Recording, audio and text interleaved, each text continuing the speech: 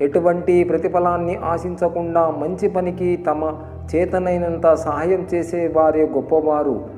మనల్ని అభిమానించే వాళ్లను మన కోసం ఎదురు చూసేలా చెయ్యకూడదు. ఒక్కసారి వాళ్లకు సహనం నశిస్తే వాళ్ళ కోసం మనము ఎదురు చూడాలి. జీవితం అంటే ఇప్పటి వరకు రాని విజయాలు వచ్చేలా కష్టపడటం, వచ్చిన అపజయాలు మళ్ళీ రాకుండా జాగ్రత్త పడటం. నిజాయితీని మించిన వంశపారంపర్యం ఆస్తి మరొకటి లేదు. డబ్బును సంపాదించడానికే మాత్రం జీవించకు. నువ్వు చనిపోయాక నిన్ను తీసుకుని వెళ్ళే యముడు నువ్విచ్చే లంచాన్ని తీసుకోడు. డబ్బును కాస్త మంచి పనులకు ఉపయోగించు మిత్రమా. గమ్యం స్థిరంగా ఉండాలి, మార్గం ఖచ్చితంగా నిర్ణయించుకోవాలి. ప్రయత్నం రాజీ లేని ధోరణిలో సాగాలి. అప్పుడే విజయం మనదవుతుంది. కష్టాలను జయించడానికి నిస్పృహ కంటే చిరునవ్వు చాలా బలవంతమైనది. భయపడుతూ జీవించడం అంటే పాపం చేయడం. భయపడుతూ జీవించడం అంటే నరకములో ఉండటం. భయపడుతూ జీవించడం అంటే మరణించడం.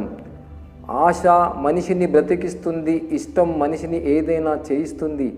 అవసరం మనిషిని అన్నీ నెరవేర్పిస్తుంది. జీవితమే మనకు టీచర్. అది నీకు నిరంతరము పాఠాలు నేర్పుతూనే ఉంటుంది. ఒక్కసారి బట్టలు మాసిపోతే మనిషి ఎక్కడనైనా కూర్చోవడానికి సిద్ధపడతాడు. అలాగే నడత చెడిందంటే ఎలాంటి పనులు చేయడానికైనా సందేహించడం మనిషి.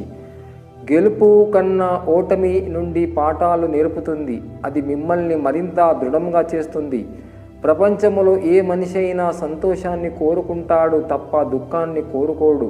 వర్షపు చినుకులు లేకుండా ఇంద్రధనుస్సు లేనట్టే కష్టాలు పడకుండా సంతోషం ఎప్పుడు దొరకదు. ఒక చెట్టు పడినంత మాత్రాన అడవికి పెద్ద నష్టం జరగదు. ఒక్కసారి ఓటమి ఎదురైనంత మాత్రాన నిజమైన సంకల్పం దెబ్బతినదు. చెయ్యడానికి ఒక పని, ప్రేమించడానికి ఒక మనిషి, జీవించడానికి ఒక ఆశ, ఈ మూడు ఉన్నవాళ్ళు ఎప్పటికీ సంతోషంగా ఉంటారు. సాధించాలని సంకల్పం బలంగా ఉంటే విశ్వం మొత్తం మనకు అనుకూలంగా మారి సహకరించడం మొదలవుతుంది. ఈ సమాజంలో నేను ఒక్కడిని ఏం చేయగలని ప్రతి మనిషి నిరాశ చెందుతున్నాడు. కానీ ఒక్కసారి తల పైకెత్తి చూడు, వెలుగునిచ్చే సూర్యుడు కూడా ఒక్కడేనని గుర్తుంచుకో.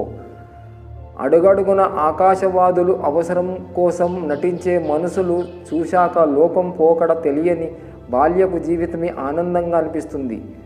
మన లోపాలను మనం తెలుసుకోవడం అన్నిటికన్నా పెద్ద చదువు. ఆశ దుఃఖానికి ఏతో అవుతుంది.